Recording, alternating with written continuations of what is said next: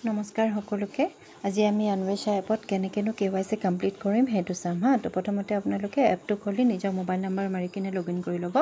login কৰাৰ পিছত ওপৰৰ সাবমিটেডত টিপিব তাৰ পিছত তলত থকা মেম্বাৰ গৰাকীৰ নামৰ সাইটত কমপ্লিট কেৱাইচি টিপিব হেতু টিপাৰ লগে লগে এনেকৈ আহিব তো আপোনাৰ তাত প্ৰথমতে আধাৰ নম্বৰটো ভৰাব আধাৰ নম্বৰ ভৰোৱাৰ লগে লগে তেখেতৰ মোবাইল নম্বৰত এটা ওটিপি যাব আৰু সেই ওটিপিটো ইয়াত পুট কৰি পেলাই ভেৰিফাই ওটিপিত ক্লিক কৰিব হা তাৰ পিছত আমাৰ নেক্সট বাটন যাব নেক্সট বাটনত এটো ভেৰিফাই হোৱাৰ লগে লগে আপোনাৰ মানে এটা ইন্টাৰফেস আহিব যে ইয়াত আপুনি মেম্বাৰ গৰাকী যদি নাম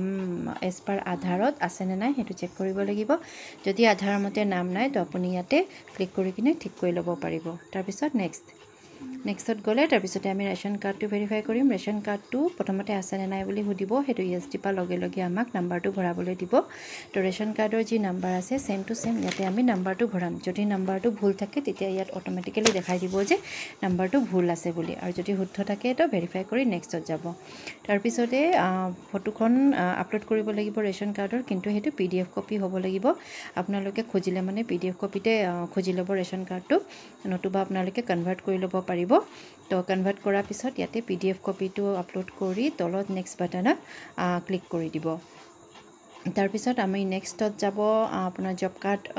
ভেৰিফিকেশনত তো জব কাৰ্ড ভেৰিফিকেশনটো যেতিয়া আমি ইয়েস দিম ইয়েস দিয়াৰ লগে লগে তলত নাম্বাৰটো দিবলৈ আহিব তো আপুনি জব কাৰ্ড নাম্বাৰটো এজ ইট ইজ তাত যেনেকৈ আছে কাৰ্ডখনত ঠিক তেনে ধৰণে জব কাৰ্ডৰ নাম্বাৰটো ভৰাব নাম্বাৰটো ভৰোৱাৰ পিছত আপুনি নেক্সটত ক্লিক কৰিব কিন্তু যদিহে মেম্বাৰ গৰাকীৰ জব কাৰ্ড নাই যদি আমি নো টিপু নাম্বাৰ নাই তেতিয়া হলে মানে এটা ওয়াৰ্নিং মেছেজ আহিব যে জব কাৰ্ড নথকা কাৰণে হে বেনিফিচিয়াৰী গৰাকীৰ এপ্লিকেশনটো ৰিজেক্টটো হ'ব পাৰে তো হেনেকে আহিব তো যদি নো দিয়ে তো হেতু অপশন আহিব আৰু নেক্সটত টিপি দিব আৰু যদি ইয়েস আছে তো জব কাৰ্ডৰ